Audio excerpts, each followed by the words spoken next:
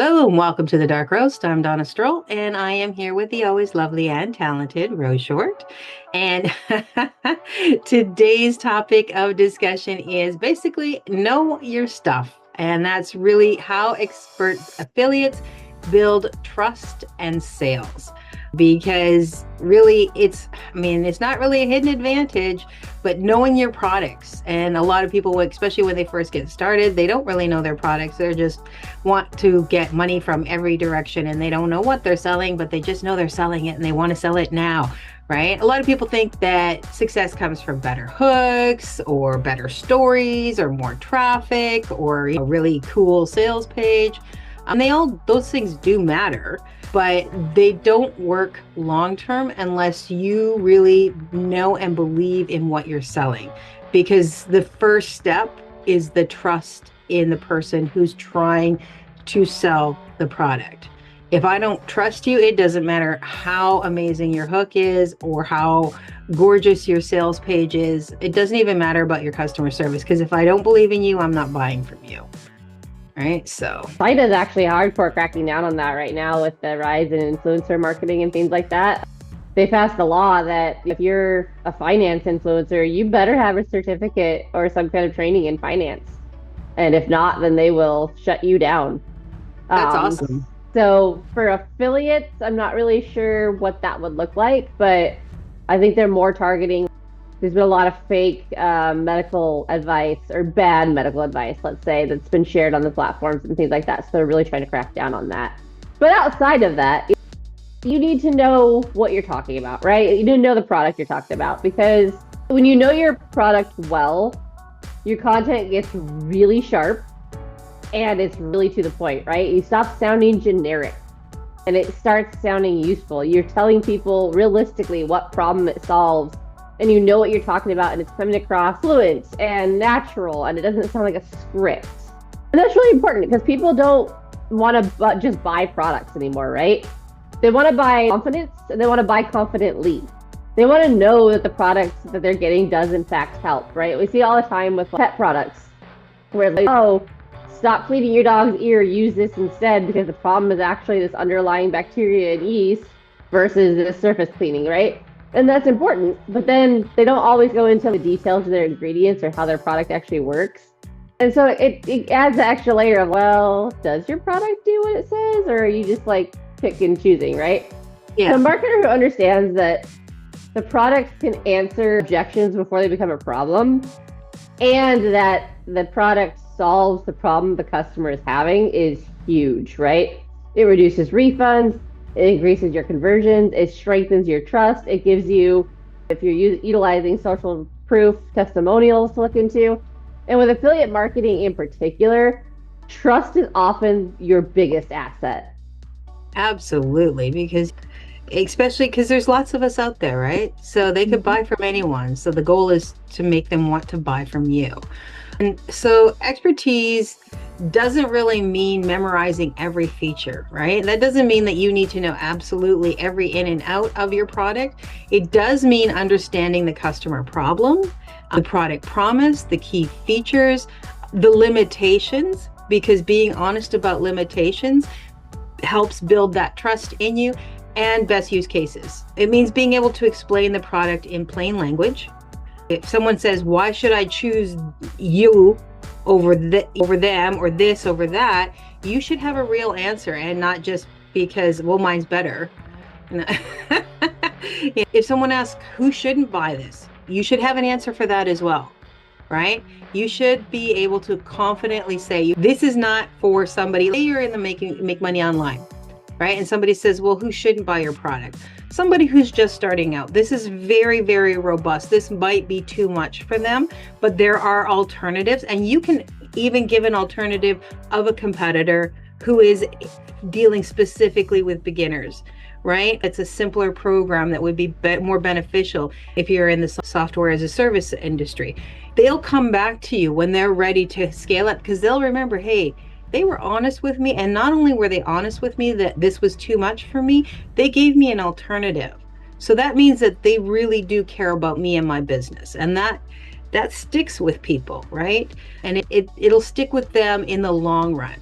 Maybe if your products, oh, well, you only have 5 pounds to lose, this product is definitely not for you, right? But this might be a better tool for you. This might be a better situation for you. So if in a situation where now they want to do fitness and they see that you have a fitness program, they might come to you specifically because you were honest with them and said, no, you don't need medication. You just need maybe mindset change, right? Yeah. Love it. And it's super easy to become an expert quickly, right? We talk about it all the time. Don't promote tools or products you don't use yourself, right? So hands-on is always, always, always the best way to get to know a product. If you use the product, test it, record notes, you pay attention to, is it easy? Is it confusing? What stands out? And then you read the documentation, the customer reviews, the FAQs, support articles, even competitor comparisons. All of these things are going to help you become really knowledgeable in the product. Again, relatively pretty quickly. So collect repeated questions as well. Is there a specific thing that people are asking about this product that no one seems to be answering? That's content just right there for you waiting to happen. And the more you study the real customer language, the easier it becomes to create those helpful posts, videos, emails, short form content, things like that, right? I just partnered with a company that has a really, really good strawberry matcha 𝗬𝗓 mix that they reached out to me. I had the product for a while. They let me test it. And that's what you want to look for in things like that too. You don't want someone who wants a testimonial as soon as you get the product. You want to look for people that understand it's going to take some time and give you the time to actually decide if you want to promote it before forcing you to promote it. That means that they're more trustworthy as well. So this company knows their product, believes in their product enough to say to you as somebody they want as an influencer, take your time, get to know our product. Do you like it? Because now you are going to be a better ambassador for them, right? And now you're not stuck in your head as, I actually might want to be an ambassador for these people because they're honest. So that's the ecosystem right there in one little microcosm, right? So that's really impressive. And there are some recent shifts in the market. One shift is that audiences actually expect proof and not just pictures of your bankroll, right? They want demonstrations, they want screenshots, they want walkthroughs, they want actual opinions. And when I see a sponsored ad and I see the comments, I automatically click view all because I don't want most relevant. Most relevant is going to be whatever's positive. I want to see all of the comments to see, did people try this and not like it? Did people have questions? Were there some issues? Does it work with my products that I have already? That sort of stuff. So those polished claims, those fancy things, that's not going to necessarily work anymore. Short form video has made it even more important because people can quickly see whether or not you actually understand what you're talking about or what you're showing. If you're struggling, and unless you say straight up, I just got this and let's look at it together. But if you're supposed to be the expert, then you should be able to say very clearly. There is a gal who does skin stuff on TikTok. There's tons of them. But this one, she has we've watched her progress and she looks amazing. Her skin looks great and it really works for her. I think it's for like beef tallow or something, like one of those things. And it's amazing for her. But she straight up says, if you're prone to certain things, this might not be the best for you. This is how you can tell you're getting a knockoff, because she goes through the things like the smell or the texture and those kind of things. And so seeing her do it, I have a lot more faith in her than somebody who's, oh, you've got to buy this. This is the best thing ever, right? So, and the other shift is compliance and transparency. We're saying platforms, advertisers, and regulators are more sensitive now to misleading claims than they used to be. They used to be, go ahead, knock yourself out, good luck, right? But not anymore, because they're seeing the backlash. They're seeing how it works against them as the overarching company. So it means that you need to be more careful with your disclosures. You don't put them in tiny 4-point font at the bottom. That's not okay anymore.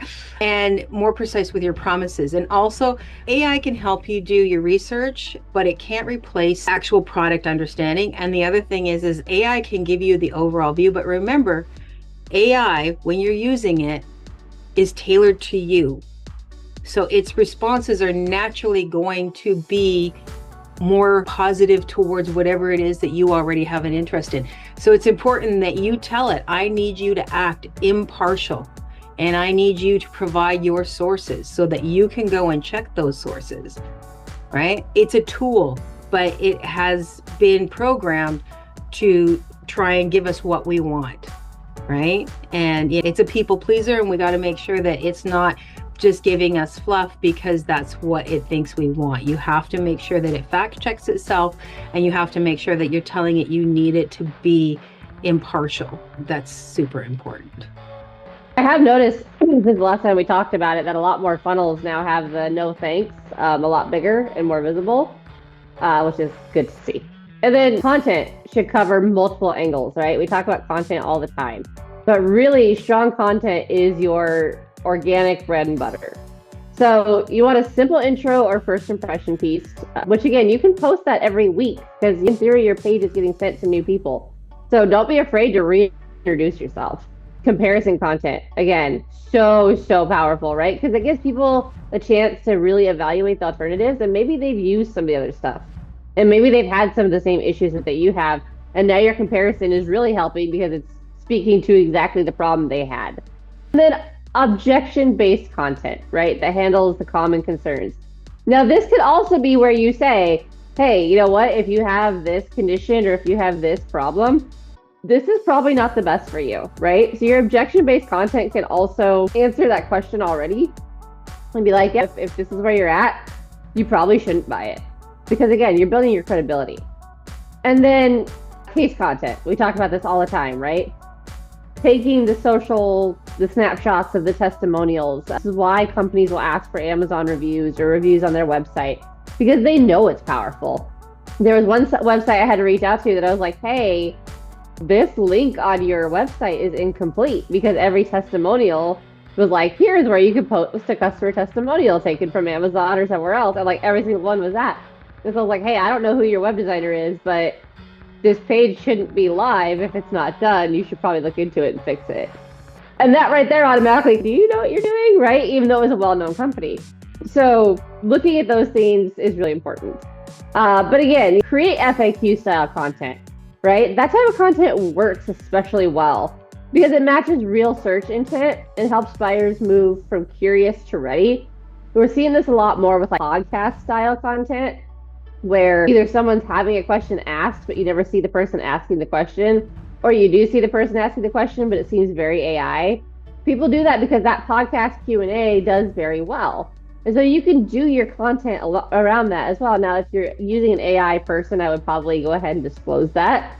Again, because you don't want anyone to think that you're trying to trick them. Real question, AI actor, or whatever. Right, or real questions that people have asked, right? You can even preface, hey, this is a question that I've seen. Here is the answer to that question. There's a lot of different ways to do it. So, and you can do the talking to yourself too, because we know that I love those videos. So there's a lot of ways you can do it, but all of these are really powerful ways to get your content leveled up, but also get whatever product it is in front of a lot of people. There are some pretty common mistakes, obviously. As with everything, the whole idea of marketing is trial and error in many, many ways when you're first starting out. So never feel like, oh my God, I made a mistake, right? Because the whole point is make mistakes, learn, grow.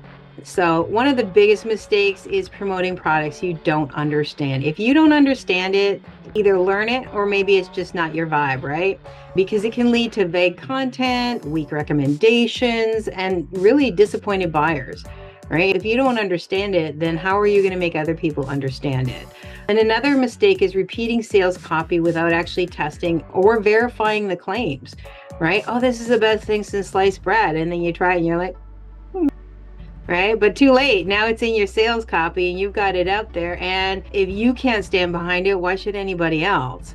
A third mistake is ignoring the negatives, because every product has its downfalls. That's just nature. There's nothing that's 100% perfect and shiny. So pretending that it is makes you look less believable. If you're like, you're saying, oh, you go from a marketer to a snake oil salesman, right? If it's going to cure all ails, really, right? The goal is not to oversell. The goal is to become more helpful and be the most helpful person in the conversation. So you're promoting something, you're being honest about it. You're not telling them that it's going to fix every problem they have and that it's going to do all the things that they need. Like, High Level is an amazing platform, but it is also difficult because, especially if you're a beginner, there's a lot of things in it and it can be challenging for people to utilize. If you're not super tech savvy, High Level is probably not the tool for you. You're probably better to go off with something else until you get more comfortable with all of that tech. Or you can hire somebody to do the tech for you. It doesn't make High Level a bad product. It's a great product. It's just not necessarily for everyone. Or maybe it's just too much and you don't need that much to start off with, right? That could be just another simple thing. You need something a lot less robust. Well, then I'm not going to try and sell that to somebody who's just starting out and really doesn't need all the bells and whistles that are involved in this particular program, when this one over here that's free will get you started. You're not going to give your kid a freaking high-end, all the bells and whistles Ferrari for their 16th birthday, right? You're going to give them a little Pontiac sundial. That's because the ones that we do give the kids that do get those Ferraris on their 16th birthday usually end up wrapping it around something by their 16th and a half birthday. Exactly. It's the same kind of thing, right? We all want to, oh, it does all this stuff, right? But if you don't understand half the stuff it does or how to utilize half the stuff it does, maybe it's not for you right now. There's nothing wrong with easing into your products and making sure that you know what you're talking about. Because again, that makes you more relatable, makes you more believable. Know your audience, know your product, right? Because you're trying to sell your product to your audience. And if it's above you, then learn more.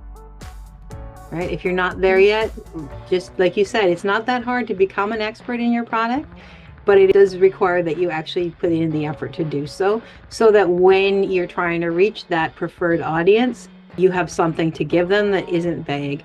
That's really it. So you're really in affiliate marketing, you have to stop thinking of yourself as a distributor, right? You're a guide. You're there to help people. So your product, your audience, and your difference between a feature and a benefit, right? Features are cool, but people don't, the features are sort of after the benefit for a lot of people. What have you done for me lately? I don't care how many bells and whistles has. I want to know what it's going to do for me, right? That's great that it can do all these things, but how is that helping me, right? That's where people tend to spend their money, right? A big company might want to know about features, but the individual person wants to know about benefits. So that's about it. Yeah, this is how you turn content into trust, and then your trust into conversions. I think that's it for us today. I just wanted to say thank you for joining us, and we will see you next week. Bye, everyone. Have a great weekend. That's it from us. If this episode helped you, or at least entertained you, go ahead and like, subscribe, and share. We'll catch you next time.